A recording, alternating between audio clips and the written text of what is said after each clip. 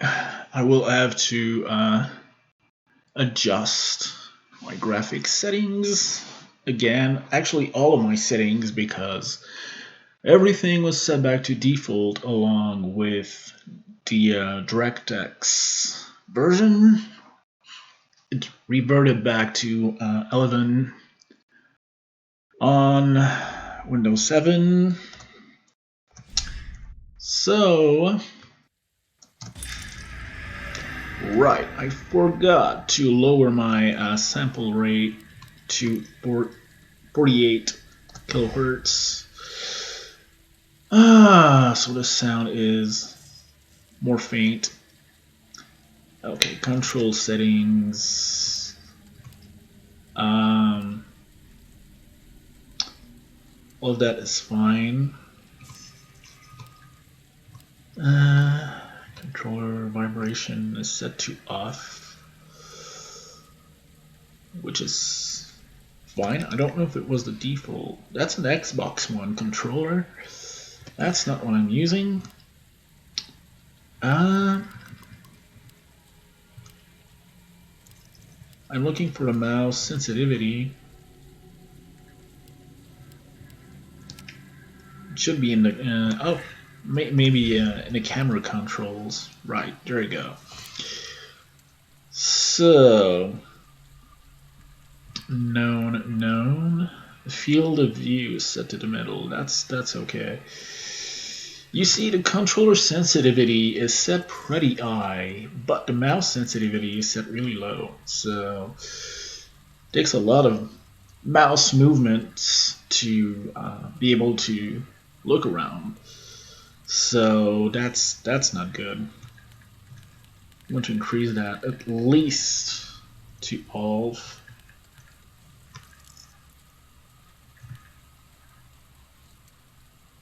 Same thing for aiming.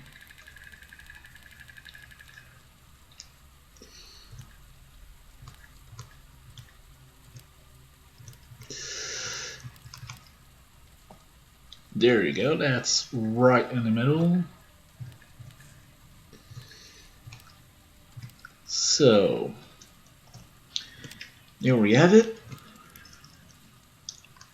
The display, I leave everything on default. The audio as well, usually I should change the sound output device to TV.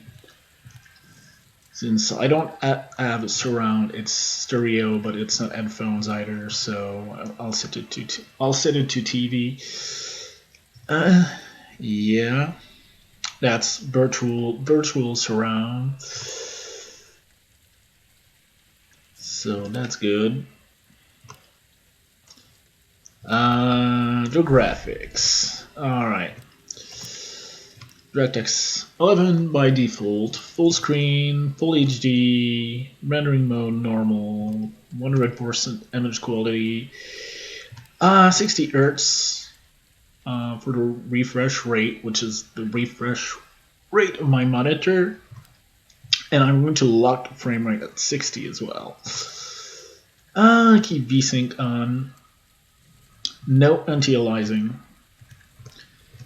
I usually never use anti-aliasing in games because the higher resolution and the less aliasing you get on the edge of polygons.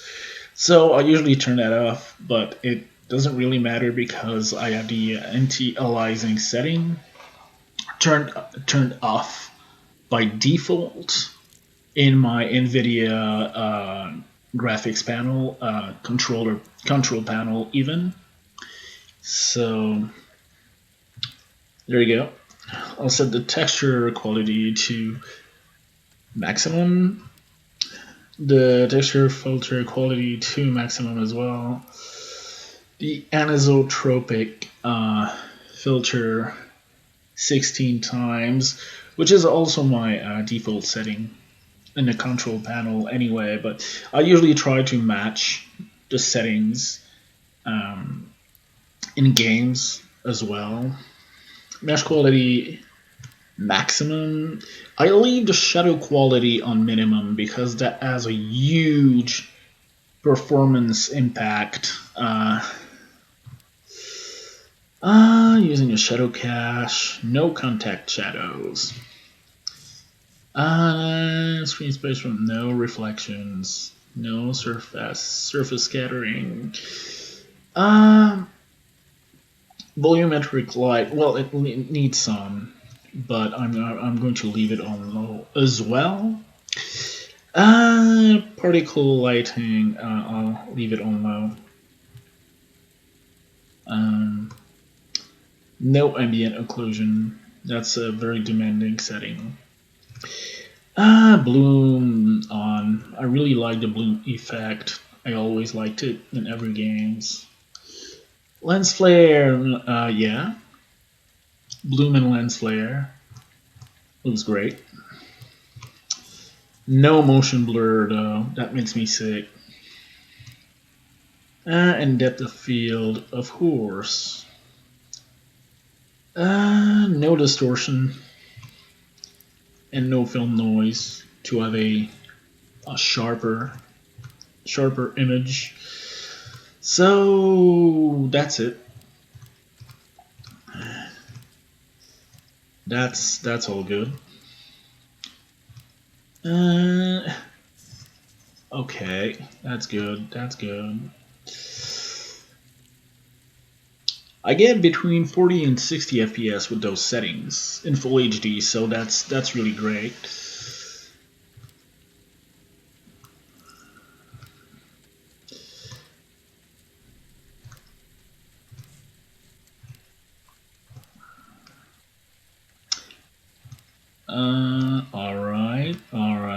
Alright.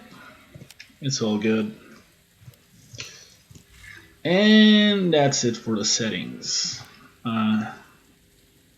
That will look best and run well as well. And so next time, we will actually continue playing the game from my last save. And until then, I'm going to exit.